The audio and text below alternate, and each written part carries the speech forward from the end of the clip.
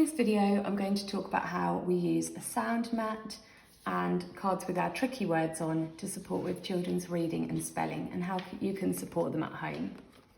So if we were reading this book, A Cat Went to the...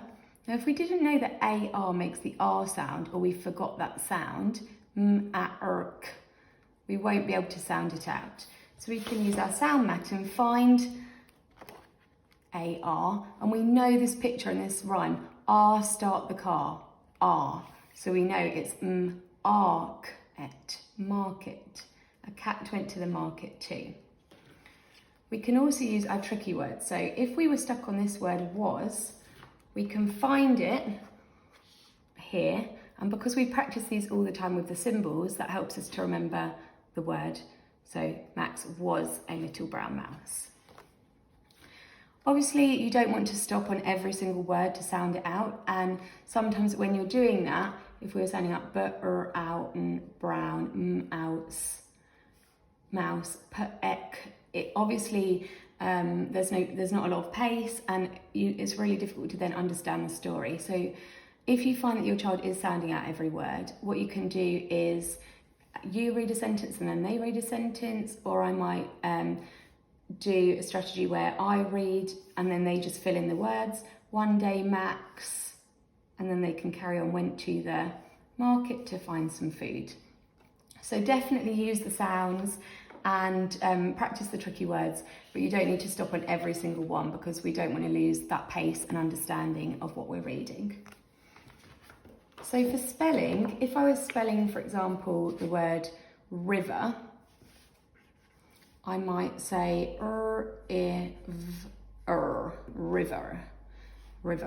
So this is where we need to use our sounds, and we know that the sound most commonly is a better letter. So I'll say to the children, if we're sounding out river, was and they'll say a better letter. They can then find it.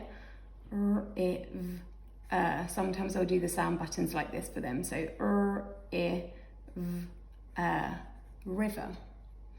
If I do another word, so one we have been using in our Stone Age topic, so spears, again we might get spears maybe like this, but if I do the sound buttons, ear, and we know ear here with your ear,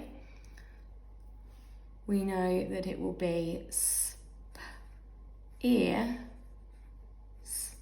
spears. Coming on to our tricky words,